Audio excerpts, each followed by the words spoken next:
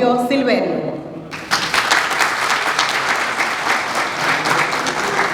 Le acompañan el maestro Noel de la Rosa, director general de Planificación. El maestro Dr. Dustin Muñoz, coordinador de la Cátedra de Filosofía. El maestro William Mejía, coordinador de la Cátedra de Filosofía General. Y el maestro Dr. Alejandro Arbelo, conferencista de esta noche.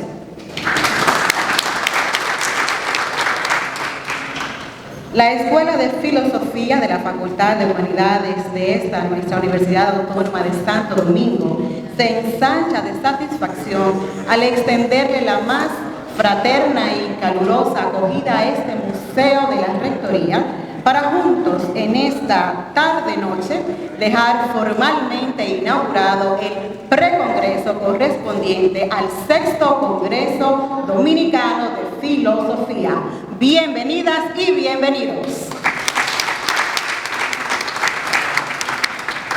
Con similar sentimiento de júbilo, agradecemos y saludamos a todas las personas que se suman a este magno evento desde el ciberespacio, a través de las diversas plataformas virtuales y los perfiles de redes sociales de la Escuela de Filosofía. Gracias por estar.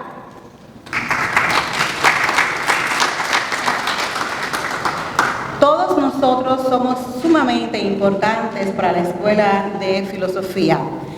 Extendemos un agradecimiento muy profundo, muy reiterado por la presencia de cada uno de ustedes y hacer espacio en sus agendas del día a día para estar acá respaldando estas importantes iniciativas.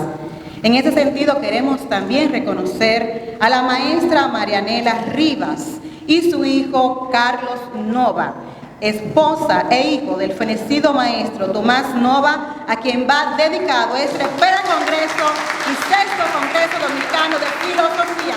Gracias.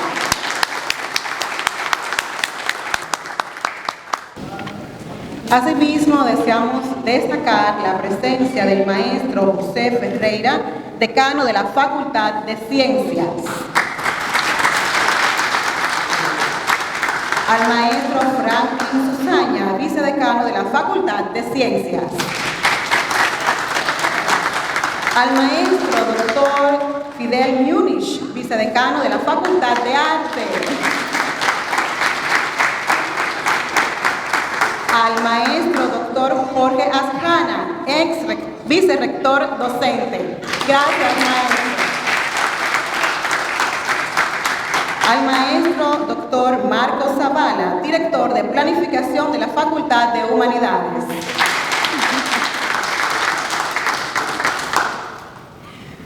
En estos momentos invitamos a pasar al podio para compartir las palabras de bienvenida de este magno evento al señor director de la Escuela de Filosofía de la Facultad de Humanidades, el maestro Eulogio Silverio.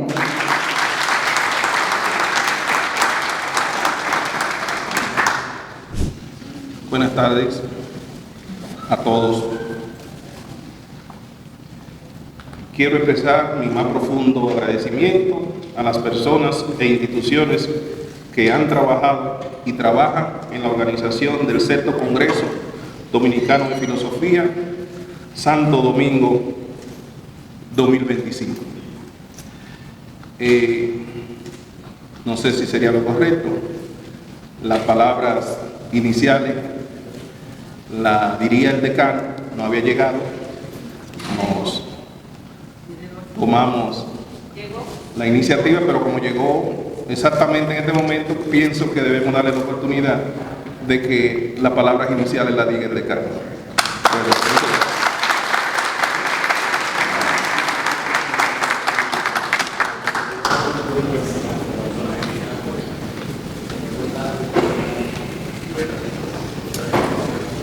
Muy buenas tardes. Para mí es un placer inconmensurable expresarme ante ustedes en esta maravillosa tarde.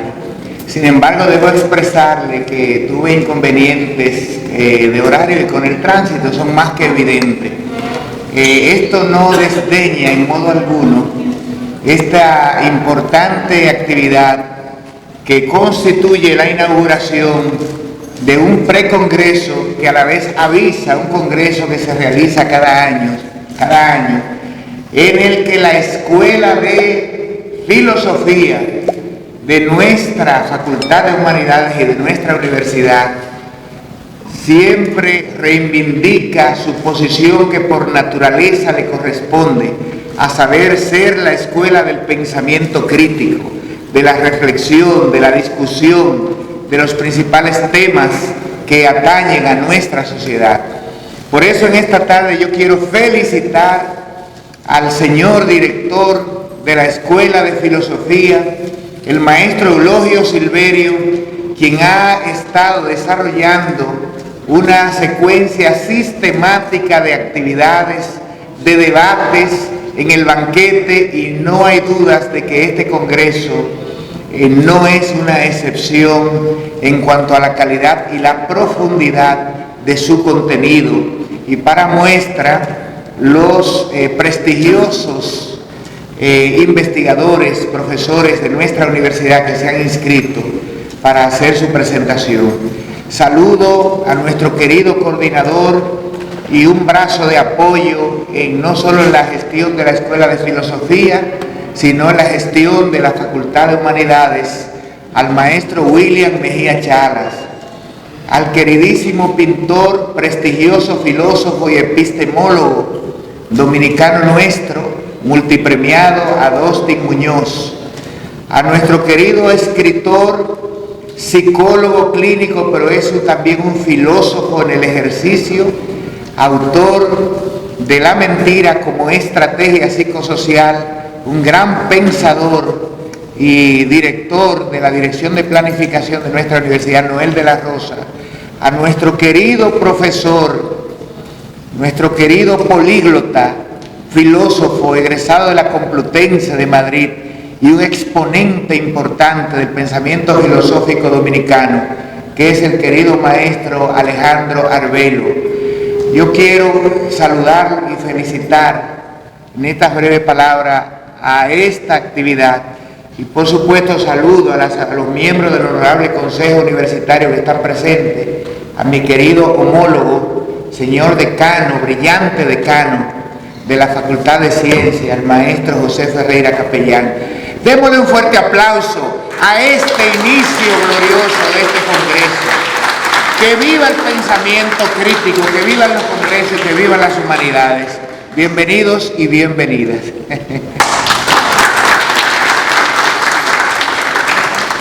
Muchas gracias, señor director, por compartir sus sentidas palabras de bienvenida a este acto memorable. Deseamos también destacar la presencia entre nosotros, ¿verdad?, del maestro Amparo Céspedes, exdecano de la Facultad de Ingeniería y Arquitectura. Gracias por estar, maestro. A la doctora Jacqueline Ureña, exdirectora de la Escuela de Psicología.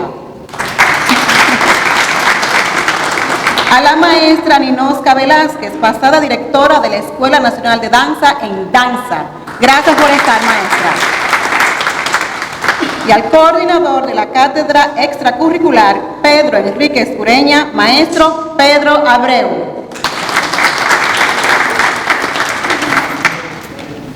Y en estos instantes, ahora invitamos a pasar al podio para compartirnos las palabras centrales de este acto inaugural al señor director de la Escuela de Filosofía, maestro Eulogio Silverio.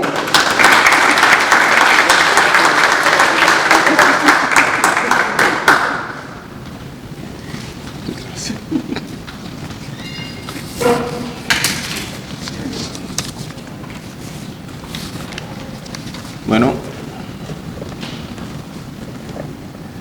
como me dieron 2 aplausos, entonces yo lo voy a saludar 2 veces. Buenas noches a todos. Quiero expresar mi más profundo agradecimiento a las personas e instituciones que han trabajado y trabajan en la organización del 6º Congreso Dominicano de Filosofía, Santo Domingo 2025. Gracias por brindarnos su apoyo para que este evento tenga la calidad que demanda el presente en marcha de nuestra universidad. Como director de la Escuela de Filosofía de la Facultad de Humanidades de la Universidad Autónoma de Santo Domingo, tengo el honor de inaugurar este precongreso y además dedicarlo a la memoria del maestro de generaciones, Tomás Novas. Un maestro cuya influencia y legado han dejado una huella imborrable en nuestra comunidad académica y en mi vida personal como su alumno. Tomás Novas fue un maestro excepcional, cuyo entusiasmo y dedicación inspiraron a generaciones de filósofos. Hoy celebramos su vida y sus contribuciones invaluables. Gracias, maestro Tomás Novas, por dedicar su tiempo a responder nuestras inquietudes y por llamarnos la atención amablemente sobre nuestras imprudencias. Como diría usted, maestro, a partir de este momento vamos a llamar las cosas por su nombre. Es decir, un congreso especializado constituye una ocasión formidable para realizar un esbozo dinámico del estado de la cuestión de la disciplina, congregando a especialistas y aficionados también. Durante sus sesiones se ponen en la palestra nuevas líneas de investigación, descubrimientos y obstáculos a superar. Asimismo, se abren horizontes pertinentes para el diálogo especializado y se examinan las demandas impuestas por la concreta situación histórica en que se encuentran inmersos los diferentes agentes. Este evento se convierte en una ocasión crucial para identificar los nuevos desafíos a enfrentar y para investigar las soluciones y vías que resultan adecuadas para la disciplina. En el contexto del precongreso se busca destacar la inmensa responsabilidad que recae sobre los hombros de quienes cultivan la filosofía en nuestro país. Este llamado no solo abarca a los filósofos profesionales, sino también a los aficionados, a los estudiantes, tanto formales como informales, de las diversas universidades, seminarios e institutos. Este no es un congreso de la UAS, es del país. Y estamos llamando a todos los seminarios y universidades e institutos que enseñan filosofía a integrarse a este sexto Congreso Dominicano de Filosofía. Este evento preludia la sexta edición de nuestro Congreso Disciplinar. Exige una colaboración entusiasta y comprometida en los planos organizativos, académicos y participativos. Nos encontramos ante la responsabilidad colectiva de la más alta envergadura, cuya manifestación y consecuencia se desplegarán en los años venideros. Sin lugar a duda, una vez más, enfrentaremos y superaremos con éxito los desafíos que se presenten, demostrando así nuestra capacidad para afrontar y resolver las complejas circunstancias que nos aguardan. Desde tiempos lejanos resuenan en nuestros oídos las voces de aquellos que defendieron su lengua como vínculo o como vehículo por excelencia para nombrar las cosas con precisión y filosofar con rigor y profundidad, tal y como lo hicieron filósofos como Leibniz o Heidegger. Sin embargo, en el transcurso impasible de los siglos y la irrupción en el escenario histórico de realidades como la América precolombina, con sus textos y cosmovisiones, así como la lengua primigenia de los filósofos del Ática, abren las puertas a otra forma de ser y a nuevas posibilidades ontológicas, dirían algunos. Cada filósofo, consciente o no, se encuentra situado y actúa desde una instalación histórica particular. Por tanto, filosofar desde nuestro presente y nuestra cultura constituye nuestro principal desafío.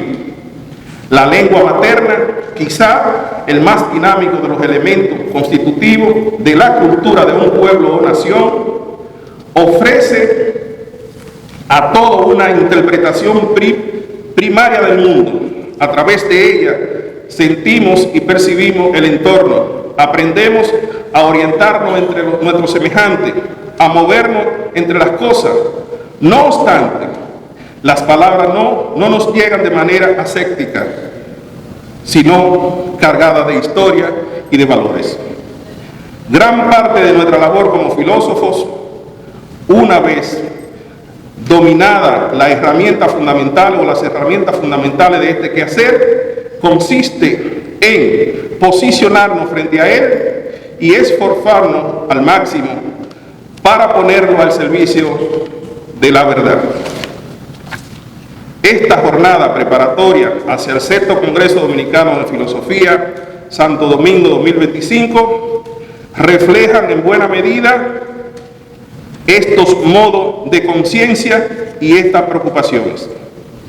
Está concebido bajo el formato de mesa de expertos o de trabajo por asignación, si bien la programación del Congreso estará abierta a cualquier temática o tipo de comunicación con tal de que sea de carácter filosófico, aunque también incluirá mesas y un programa central o núcleo duro.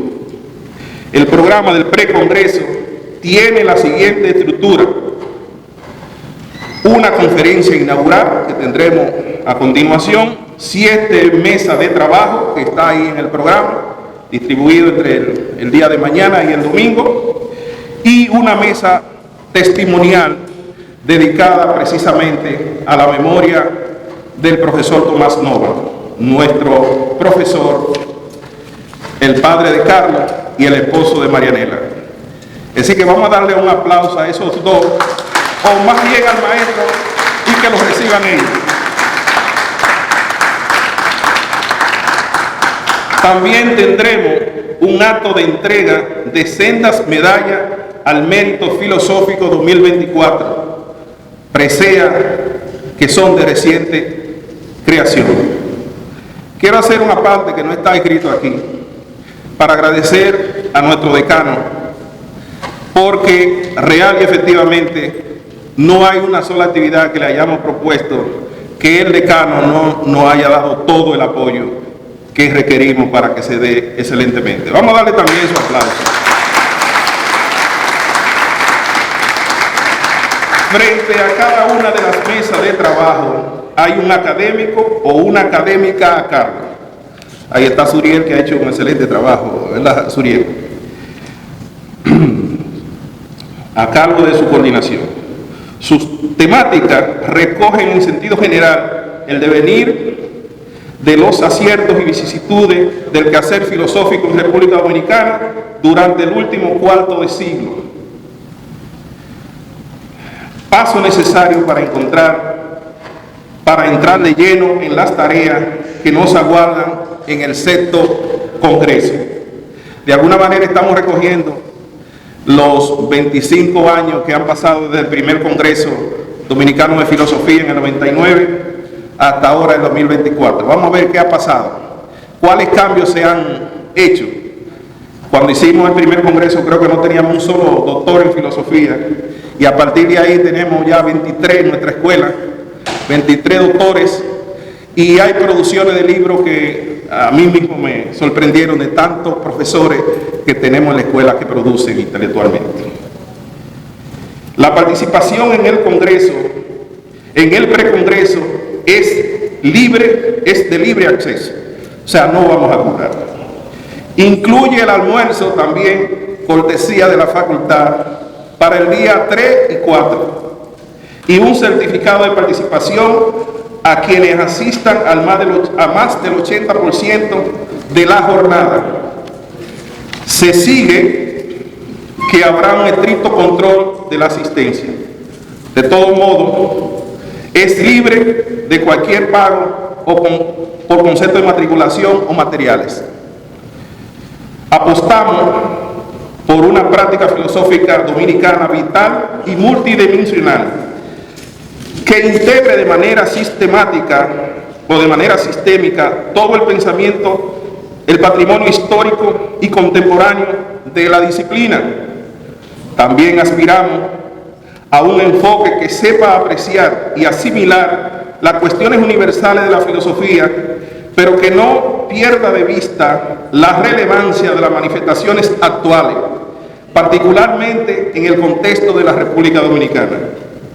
En otras palabras, aspiramos a que este precongreso, fundamentado en una sólida disciplina filosófica, nos brinde la oportunidad de encontrarnos y de acercarnos más entre nosotros. Así podríamos convertirlo en una ocasión propicia para el pensamiento crítico, conceptual y universal, haciendo de esta experiencia una verdadera fiesta del espíritu. Muchas gracias por el apoyo que nos han brindado.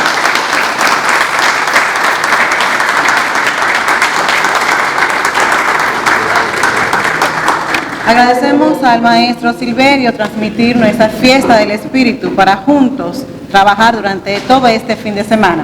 Gracias por sus palabras centrales y su motivación, maestro director de la Escuela de Filosofía, Eulogio Silverio. Deseamos inmediatamente también agradecer la presencia entre nosotros del vicerrector de posgrado, maestro Radamés Silverio.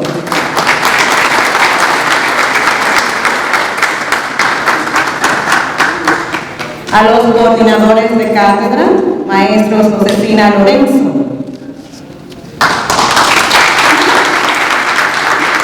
Petronila Dotel, Raúl Hernández, Einer Guzmán, así como al maestro Juan Olivero, exdirector UAS Barahona. Señoras, señores, hemos llegado al momento cumbre de este maravilloso acto inaugural de nuestro precongreso. Constituye un honor y un privilegio presentar a nuestro ilustre conferencista, una luminaria cuyas contribuciones al ámbito filosófico han resonado más allá de nuestras fronteras, constituyéndose en un faro de sabiduría y conocimiento, y erudición también. Su impecable trayectoria académica e intachable solvencia moral se erigen como testimonios de una vida intelectual dedicada al cultivo del pensamiento crítico y la incansable búsqueda de la verdad. Para conocer su dilatada trayectoria académica, vamos a presentar al maestro Edwin Santana, quien leerá la semblanza del conferencista ilustre que coloca en alto estandarte nuestro precongreso. Maestro Edwin, le cedemos el turno.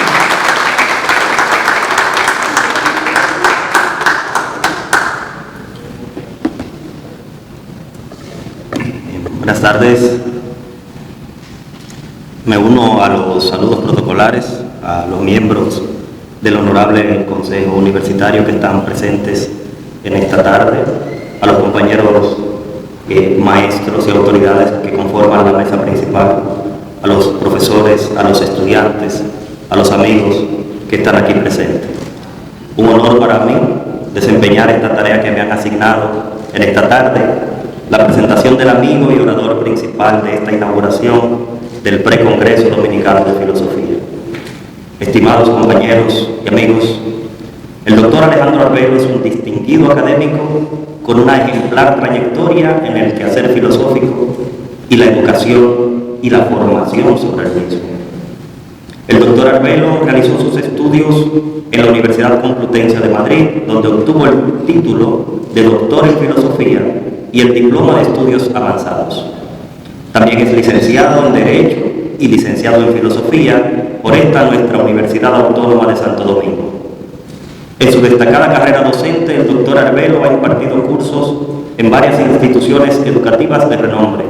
Ha sido profesor de Introducción a la Filosofía en la Universidad Tecnológica de Santiago, así como de Ética aplicada al ejercicio de la profesión docente, de Historia de la Educación y Metodología de la Investigación Pedagógica. En esta Universidad Autónoma de Santo Domingo, nuestra alma mater, ha enseñado Lógica Formal, Introducción a la Filosofía, Lógica y Filosofía de la Religión. Además, ha sido profesor de Lógica e Introducción a la Filosofía en la Universidad Interamericana y empezó aquí, en esta alta casa de estudio, nuestra alma mater, como monitor de la Cátedra de Introducción a la Filosofía. El doctor Arbelo también ha desempeñado importantes roles administrativos. Fue rector de la sede de Gaspar Hernández de la Universidad Tecnológica de Santiago y director general de la Feria Internacional del Libro Santo Domingo. Además, dirigió el Centro Universitario Suroeste y el Centro de Investigaciones Literarias de la Biblioteca Nacional. Coordinó también actividades culturales en esta última institución, donde también se desempeñó como ayudante del director. En cuanto a sus contribuciones intelectuales, el doctor Arbelo ha publicado varias obras de impacto intelectual, entre las que destacan La vocación sucesoria de los hijos naturales, en colaboración con Robinson Cuello, Filosofía del silencio, un libro que ha trascendido las fronteras nacionales. Es una obra que invita a la reflexión sobre la meditación interna del sujeto pensante y el diálogo como medio de comprensión y transformación social. Publicó también Si quieres filosofar y los secretos de la argumentación jurídica, y además ha escrito numerosos prólogos y capítulos en libros sobre temas de filosofía y cultura dominicana, como el caso de El problema de la elección moral, de la autoría de Eulogio Silverio. Sin más preámbulos, escuchemos esta insigne figura cuyo trabajo ha dejado huellas en la academia y la cultura dominicana. Con nosotros, el doctor Alejandro Arbelo.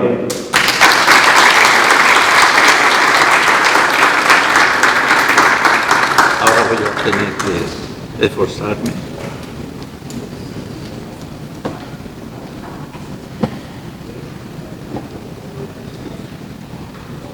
Con la venia de la mesa de honor, especialmente del señor director, me permito traer a la memoria de los presentes una vieja anécdota, una vieja conseja que se atribuye a Plutarco, pero que también se ha atribuido a Diógenes Laercio y trata del momento en que Aristóteles hace pública la política.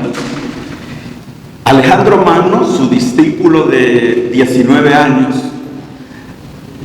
junto a él, estaba en ese momento en la India, en sus esfuerzos de conquista.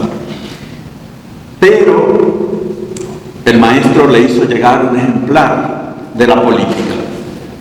Y el discípulo se lo devolvió con un mensaje en el que le decía que lamentaba mucho que el maestro se hubiera dado la libertad de publicar la política, porque según su juicio, desde entonces los bárbaros, como ellos llamaban, el propio Aristóteles lo dice así en la política, los bárbaros iban a conocer los secretos del imperio. Pero Aristóteles a su vez le contestó diciendo: tendrán las palabras, pero les faltará la empiría. Y la empiría, que en el caso de nosotros se traduce como experiencia, no es propiamente la experiencia como la entendemos desde el siglo XV y XVI en adelante, sino que la empiría para los griegos es eso que se aprende mediante el ver y mediante el contacto prístino con las cosas. O sea, ¿qué quiere decir? usted, si es escultor o si es pintor, como el maestro Silverio y el maestro Muñoz, me pueden decir perfectamente cómo se dibuja una diana o cómo se boceta una Atenea. Pero no basta con que me lo digan y con que me den medidas y me digan qué tipo de equipamiento necesito. Necesito verlos a ellos pintar. Necesito verlos a ellos extraer de un lienzo plano profundidades y matices de colores. ¿Qué quiero sugerir con esta anécdota? Que de alguna manera la lengua materna no es lo mismo que la lengua escrita, la lengua que estudiamos luego en los libros, que estudiamos luego en la escuela o que estudiamos luego en la universidad. La lengua materna, a la vez que nos comunica sonidos, significados, nos comunica ese intangible que es la empiría.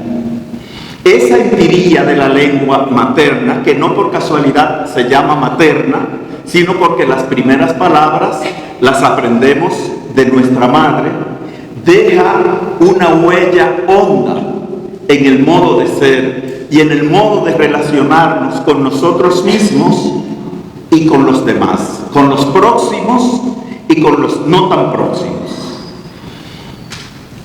¿Qué quiero sugerir con esto? Algo que es de conocimiento común, que como decía el maestro Eulogio Silverio, las palabras no llegan a nosotros nimbadas de un halo de neutralidad o de asepsia.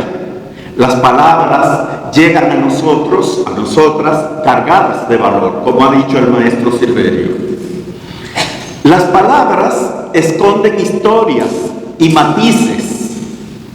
Las palabras no son solo monedas que se desplazan de un lado a otro, de la voz al oído, sino que con las palabras, sobre todo cuando se articulan en forma de lengua, heredamos una interpretación de la realidad.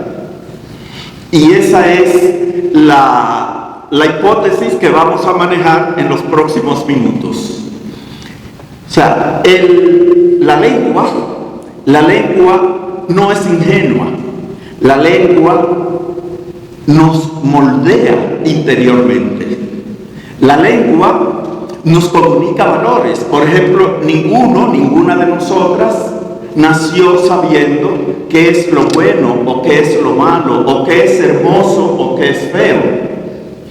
Pero luego esas palabras, el sistema que es la lengua, se orquesta, se estructura en nosotros y nos hace habitantes de un cierto modo, de una cierta manera de mirar la vida, de mirar a los otros y de mirarnos a nosotros mismos. ¿Qué quiere decir eso?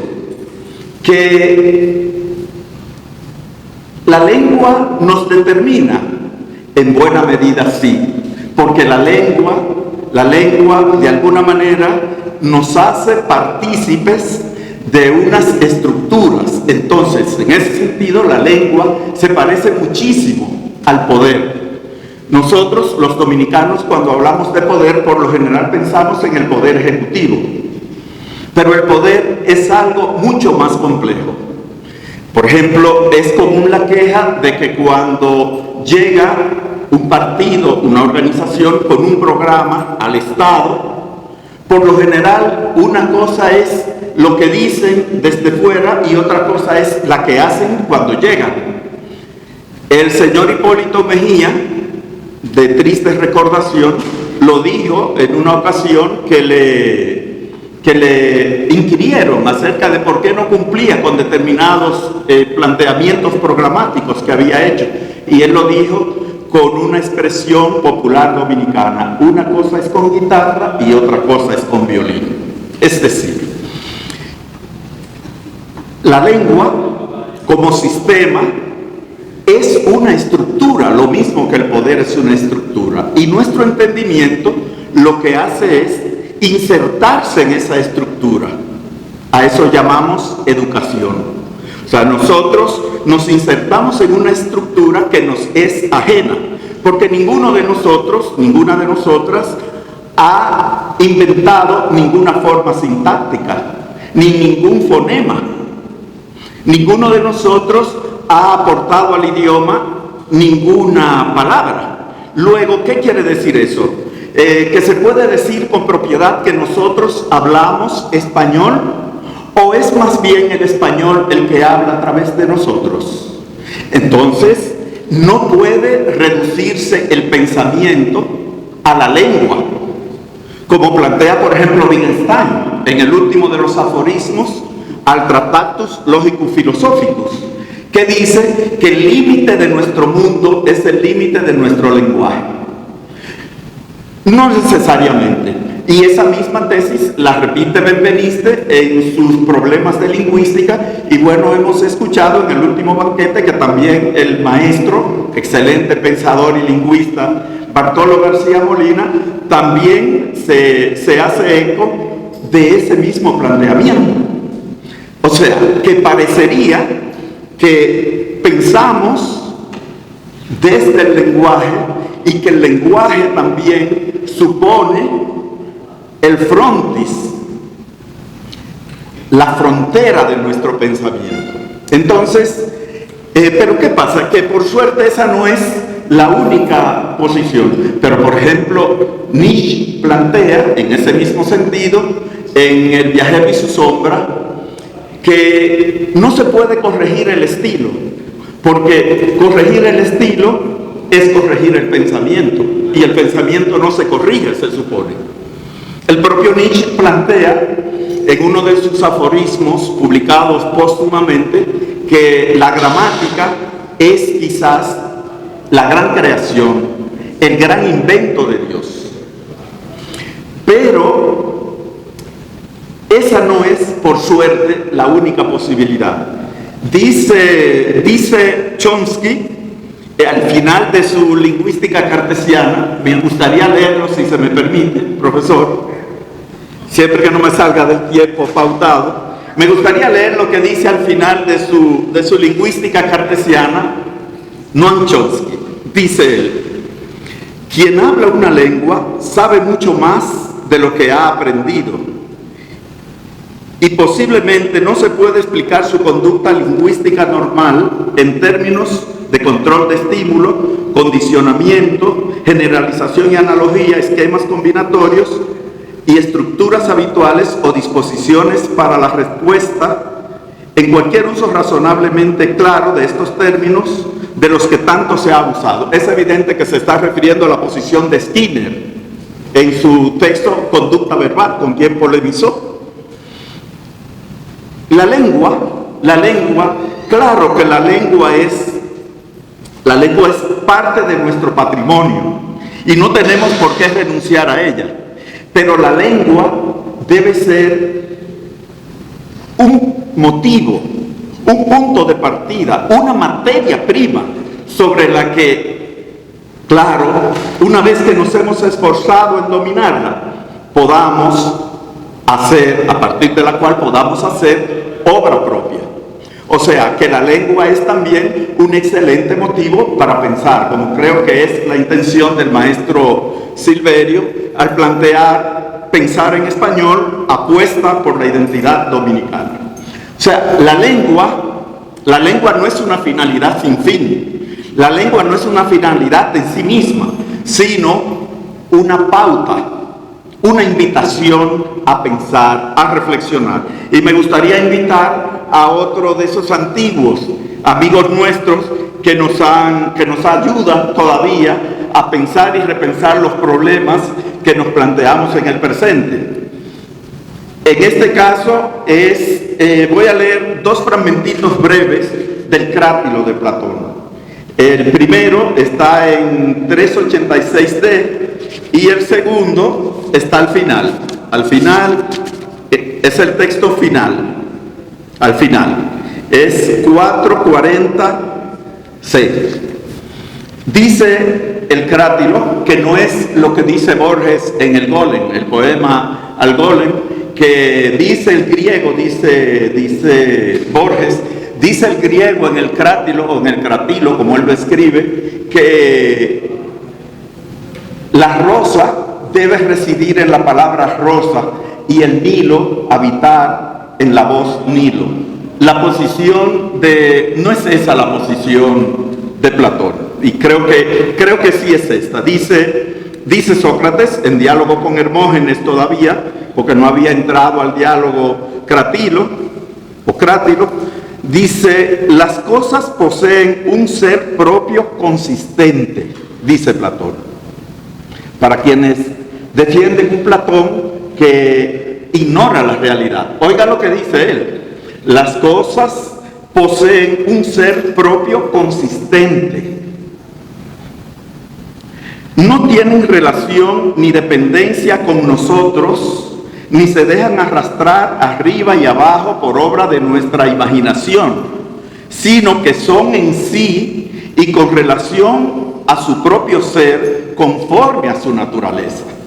Entonces no es cualquier palabra, no es la etimología, como defiende la etimología que responde a la realidad, como defiende en ese diálogo Crátilo, pero tampoco es la palabra por ser palabra, la lengua como mera lengua. No, es la lengua que responde a esa naturaleza, ese ser propio consistente que tienen las cosas.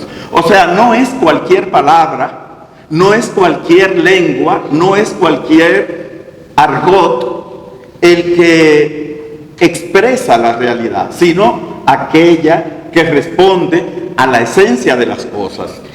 Y ya al final del mismo texto, cuando ya está hablando con Cratilo, vuelve a decir Sócrates: pero puede que tampoco sea propio de un hombre sensato encomendarse a los nombres, engatusando a su propia alma. O sea, no podemos darnos el lujo de entregarnos a los nombres. Los nombres hay que mirarlos críticamente y con atención siempre a la consistencia de la cosa.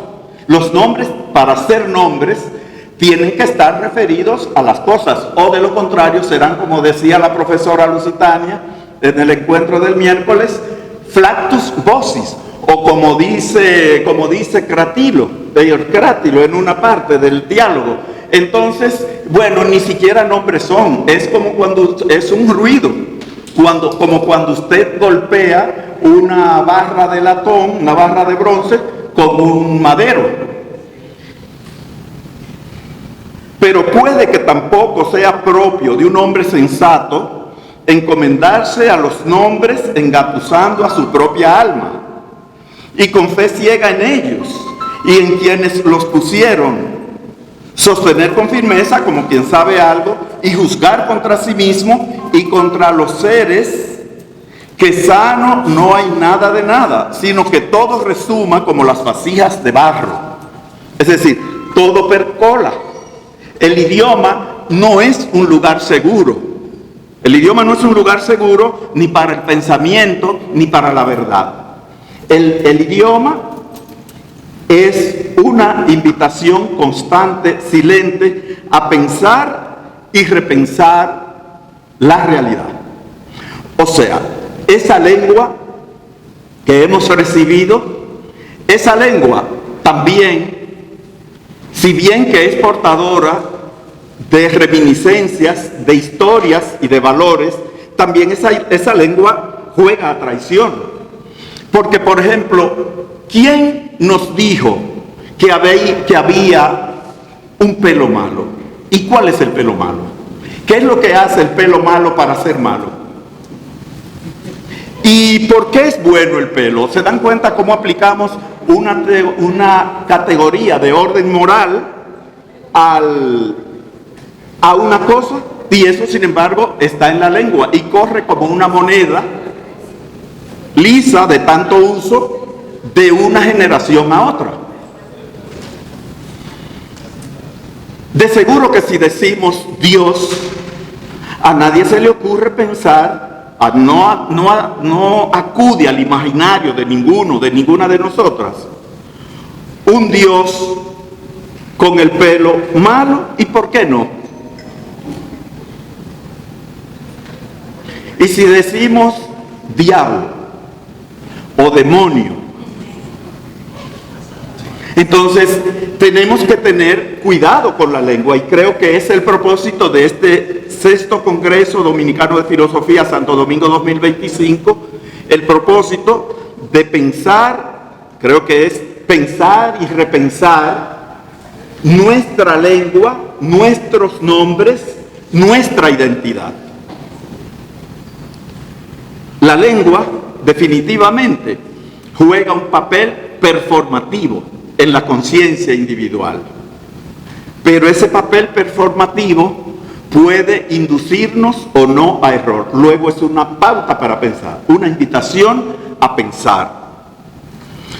La labor del filósofo es distinta, me perdonará la colega Ivette, por suerte se fue, qué bueno. La colega Ivette, bueno, está el señor decano que es lingüista también. La actitud del filósofo frente a la lengua no es una actitud hierática, no se hinca y la santifica, no trata de descubrir sus formas, sus estructuras ocultas, sino que la ve como algo engañoso y como una invitación a pensar críticamente. Pero la lengua también es una cifra de identidad. ¿Qué quiere decir eso? Que la lengua es una cifra de identidad. Que del modo en que yo me relaciono con mi lengua y del modo en que mi lengua me ha enseñado a percibirme, impacta de una manera u otra mi ser, no solo en términos individuales, sino también en términos colectivos. Y en el caso de la República Dominicana, miren que la lengua ha sido hermana de la trayectoria de nuestra nación. Noten ustedes, conocerán la cuarteta del padre Juan Vázquez. Ayer español nací, en la tarde fui francés, en la noche etíope fui, hoy me dicen que soy francés, hoy me dicen que soy inglés, no sé qué será de mí. Esa cuarteta circuló en la República Dominicana, no era República Dominicana, perdón, en la parte este de la isla de Santo Domingo, en el último quinquenio del siglo XVIII. El padre Juan Vázquez, todos conocemos la historia, ¿verdad? De Salines, penetró en 1801 hasta 1809 hubo combates constantes, porque aquí en la parte este, porque los haitianos, la clase dirigente haitiana recién independizada, reclamaba esta parte de la isla como propia, porque esta parte pertenecía a Francia en el momento en que ellos lograron su independencia, porque había sido cedida por el Tratado de Basilea en 1795 a Francia, y la independencia de Haití es enero de 1801. Entonces, el padre Juan Vázquez tuvo una muerte horrenda. No sé, no tengo elementos de juicio para decir que ese estado de espíritu, de indefinición que está expresado con elocuencia en esa cuarteta tuviera algo que ver con eso, pero él fue llevado al cementerio, fue apaleado, y luego con los maderos de la cruz y del baptisterio de la iglesia fue quemado en el mismo cementerio, todavía moribundo. ¿Por qué hablar del padre Juan Vázquez? Y muy especialmente, ¿por qué hablar de ese momento crucial? Porque miren qué pasa, que ocurre que en 1796 se publica el primer impreso, el impreso más antiguo, en la imprenta de los hermanos Bloquers, que se conserva en la República Dominicana, que es un impreso que se llama Novena a la Virgen de las Mercedes. Y en ese novenario se menciona por primera vez la palabra dominicanos. Y tendrán que pasar todavía 18 años para que vuelva a utilizarse la palabra dominicano, dominicana en este caso, y va a ser en el subtítulo de un libro, que por cierto es el primer libro que se publica como tal en la parte este de Santo Domingo, y que es un libro de filosofía. Es el libro Lógica. Punto. Elementos de filosofía para uso de la juventud dominicana. 1814. Entró a la imprenta en 1813 y salió en 1814. 1814. Y seguimos hablando del rol performático y testimonial de la lengua. 1814, el padre de la patria, Juan Pablo Duarte, al que en 1836, es decir, unos 23 años después, se le iba a ocurrir la idea de la independencia, eso es 3 años antes de la fundación de la Trinitaria, Juan Pablo Duarte tenía 1 año. Y nosotros, los habitantes de esta parte de la isla, habíamos salido en 1808, después del Pacto de Bondillo, de la ocupación francesa. Pero entonces sobrevino, ustedes saben lo que plantea el Acta de Bondillo, ¿verdad? Que nosotros, solos los conjurados solos reconocen como su señor y rey a Fernando VII, el deseado. Pero Fernando VII estaba preso en Francia y España no tenía monarquía. Ustedes saben que para España votar la Constitución de Cádiz, los diputados constituyentes tuvieron que padecer muchísima persecución. Entonces, ¿no les parece a ustedes que ese periodo que se ha llamado aquí la España boba, de 1808 hasta 1821, no era un periodo en el que se pudiera hablar con propiedad de juventud dominicana? ¿Cómo que juventud dominicana? ¿Cuál juventud dominicana? Si la República Dominicana no había surgido. De hecho, la independencia de Núñez de Cáceres, del 1 de diciembre de 1820, no llamó República Dominicana a esta parte, sino Santo Domingo Español, Haití Español. Haití Español. Entonces, pero, sin embargo, el libro de López de Medrano se titula Lógica. Elementos de filosofía para uso de la juventud dominicana. ¿Qué hay ahí? ¿Una de dos o las dos? ¿O hay el testimonio de que ya había un conjunto de personas en esta parte de la isla que sí comenzaba a saber qué era, que comenzaba a sentirse distinto de los franceses, ocupación francesa, de los ingleses, de los haitianos?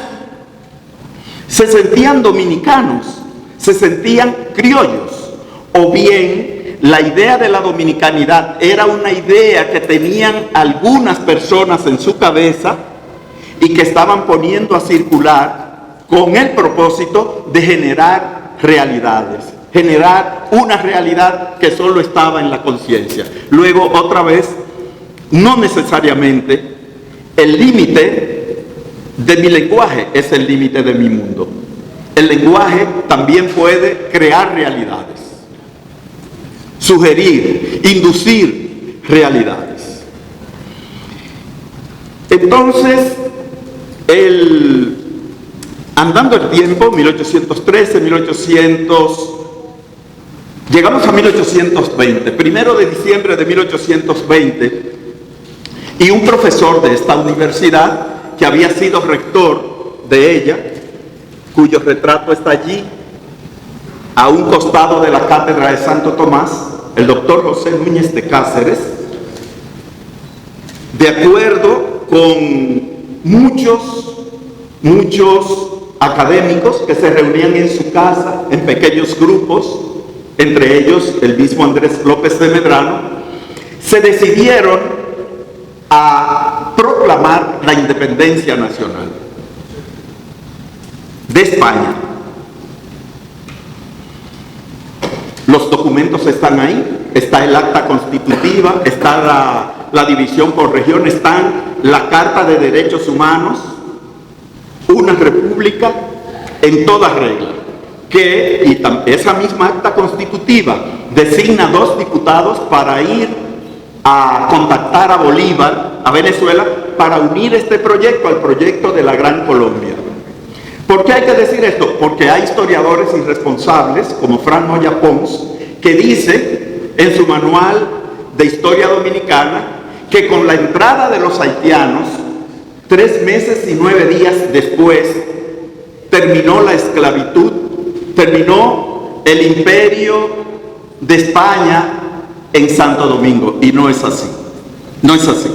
Lo que pasa es que esa independencia no pudo cristalizar precisamente porque el 9 de febrero entraron los haitianos con fuerzas imponentes al país y derrocaron el gobierno.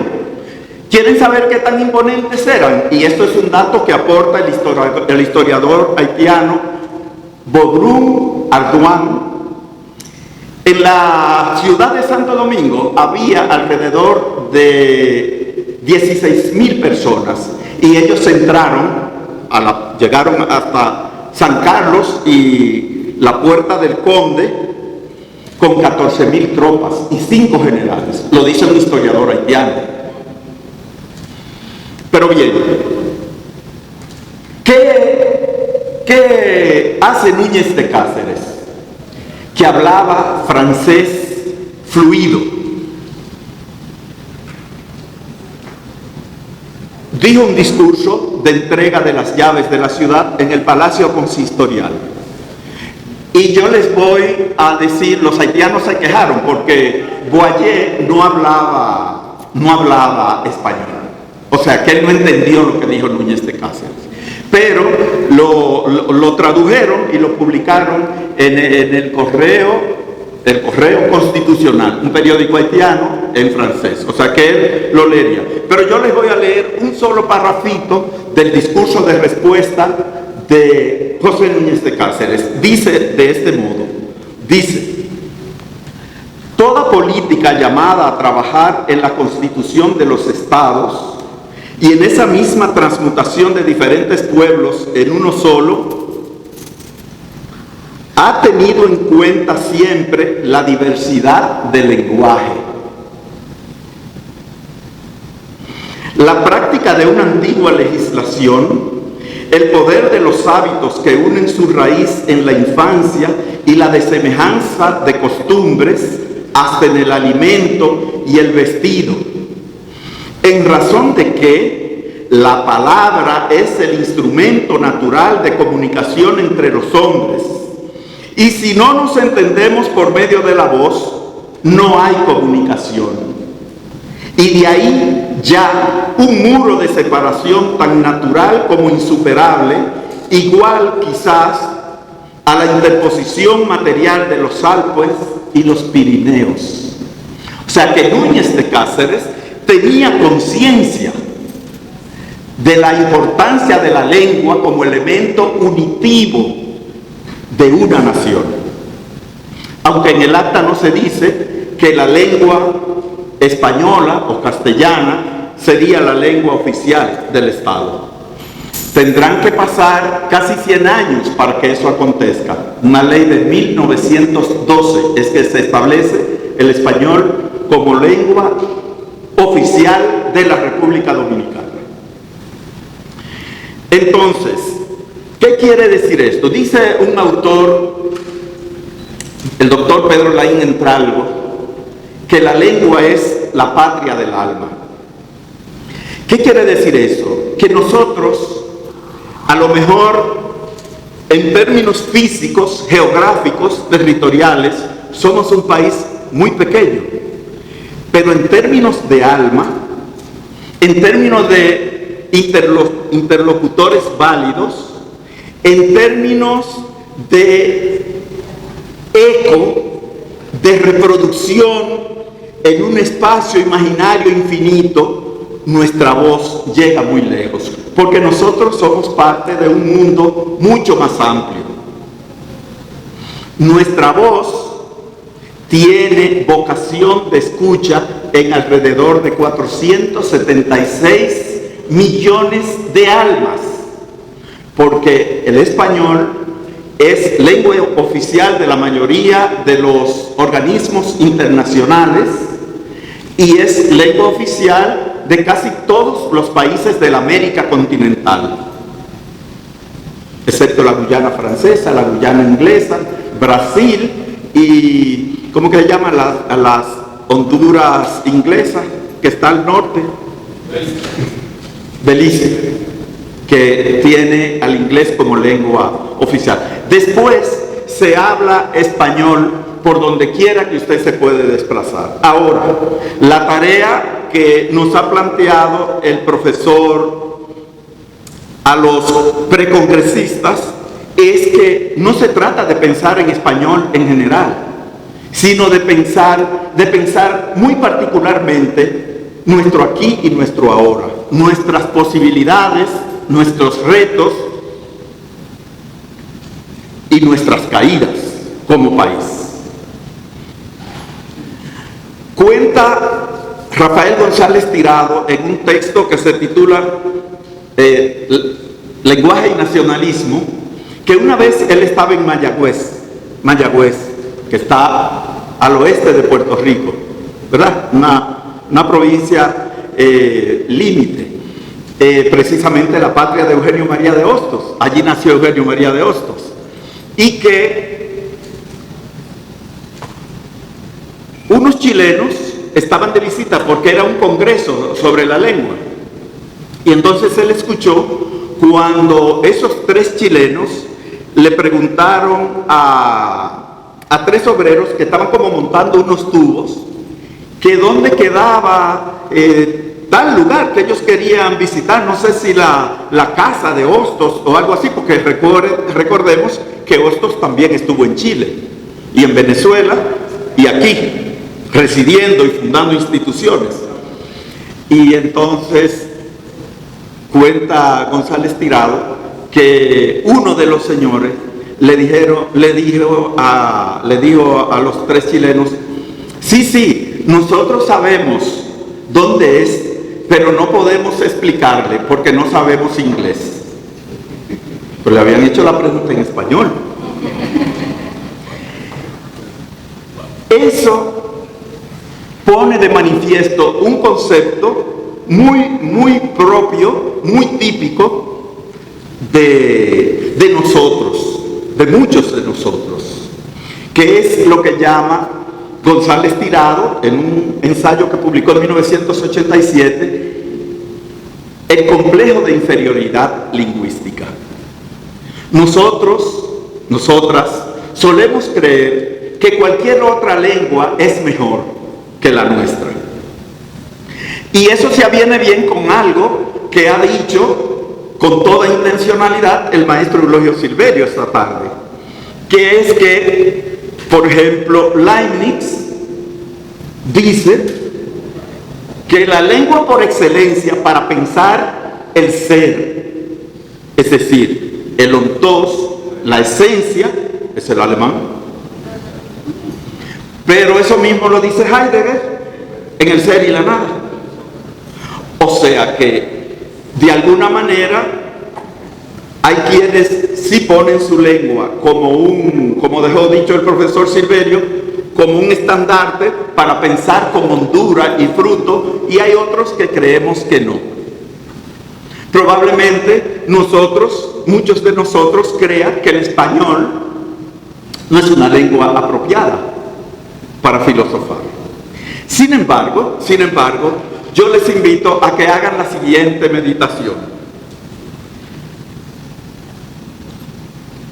Ustedes saben que nosotros tenemos dos verbos para hablar del estado, uno y otro para hablar de la esencia. ¿No es así?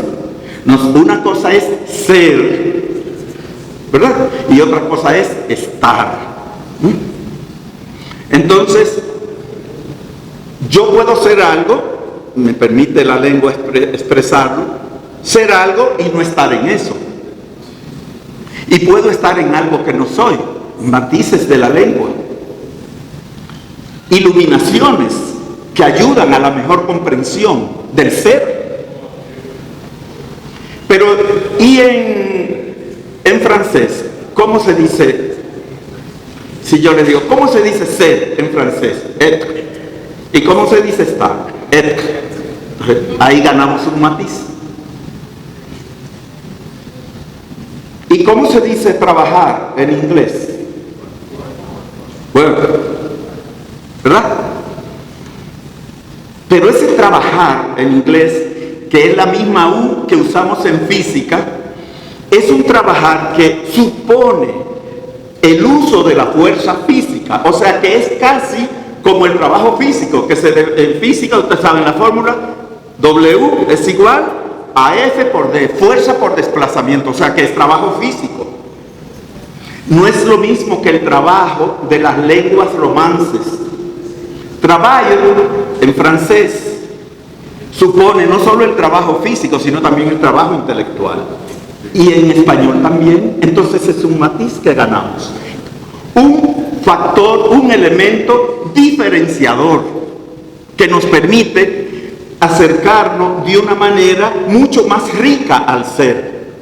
Es sabido de todos que los que somos de campo tenemos una serie de matices para el verde que los que son de la ciudad no lo tienen.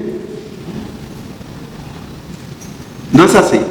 Verde oscuro, verde limón, verde naranja, verde limoncillo, verde. Pues bien, los esquimales tienen 18 maneras de designar el blanco de la nieve. Entonces, donde un esquimal ve una serie de matices, yo veo sencillamente una montaña de nieve. De hecho, yo nunca he visto la diferencia entre un tipo de nieve y otro. Tener. ¿Cómo se dice en francés haber? Avoir. ¿Y cómo se dice tener? Avoir. Entonces, son matices. De manera que yo creo que, como ha tratado de dejar sugerido el profesor Silverio aquí, el español sí es una lengua filosófica. Lo que pasa es que no podemos tomarla como algo dado para partir de ella y verla como horizonte, sino como dato para pensar. Y a eso es a lo que se aboca ese 6º Congreso Dominicano de Filosofía, Santo Domingo 2025. Ya cerrando un poco estas palabras, quisiera aprovechar para contarles algo, una anécdota que yo he contado en otras ocasiones. Cuando yo llegué al final de mis estudios de grado, yo tenía la idea de estudiar a Platón. Yo tenía mi tema, el concepto de filósofo y filosofía en Platón. Me había comprado la edición de Aguilar de las obras completas.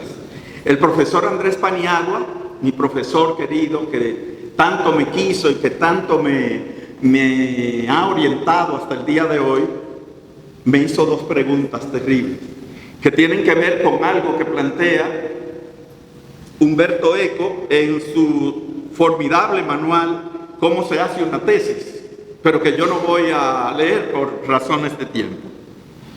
El profesor Paniagua amorosamente me preguntó, sí, ¿tú hablas griego? Digo, no, profesor, yo no hablo griego. Pero tú por lo menos, ¿tú crees que tú te puedas leer todo lo que se ha escrito de Platón en francés e inglés? Digo, no, profesor. Él me dijo, pues no escojas ese autor. Escoge un autor de tu lengua, que tú puedas manejar y del que cuyos precedentes puedas apropiarte. Efectivamente yo lo hice así y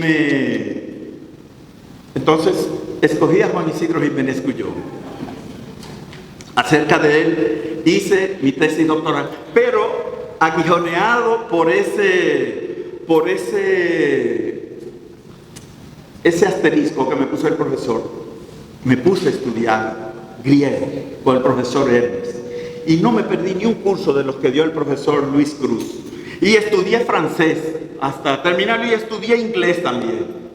Ahora, ¿saben a qué conclusión yo llegué? Cuando yo intenté leer a Shakespeare y a Milton, o intenté leer a Camus en su idioma original, ahora regalé todos esos libros porque ya abandoné esa idea, ocurre que yo no podía leer, no, traté de leer el Nuevo Testamento en griego, ese sí lo conservo, tampoco pude leer las Catilinarias, en que la tengo en una edición, no, porque esos idiomas que aprendemos son idiomas que nos dan para la conversación, pero no nos dan la empiría, no nos dan el concepto, no nos permiten acercarnos al pensamiento, a la estructura profunda de una obra de filosofía. Sin embargo, ya ustedes ven lo que se está planteando aquí, ¿verdad? Que hay que adoptar el inglés como segunda lengua. Cuando ni siquiera los muchachos hablan español, llegan a la clase y no saben redactar un párrafo a la universidad. O sea que lo que vamos a hacer es crear una distorsión tal en la mentalidad y en la concepción del mundo de nuestros estudiantes que no se sabe lo que pueda pasar, lo que pueda sobrevenir de eso. En fin, nunca uno termina de decir lo que tiene que decir. Por suerte el reloj me ayuda. Estoy en el minuto 01 y me voy a permitir nada más que cerrar estas modestísimas palabras con un planteamiento que hace un filósofo español del siglo XX, Julián Marías, discípulo de Ortega y Gasset, en un libro de 1987, y que dice como sigue. Dice: las posibilidades de la lengua española me parecen ilimitadas, superiores a todo lo mucho que ya se ha hecho con ella. En el campo de la filosofía, tan joven, está casi todo por hacer, pero lo que se ha hecho nos enseña ya cómo hay que hacerlo. Los que hablamos español no tendremos excusa si no hacemos en los próximos decenios una filosofía que nos haga entendernos desde la raíz, proyectivamente, y que dé al mundo una nueva interpretación insustituible y única, y que venga a integrar los milenarios esfuerzos de Occidente por llegar a la vida como claridad y por tanto como libertad.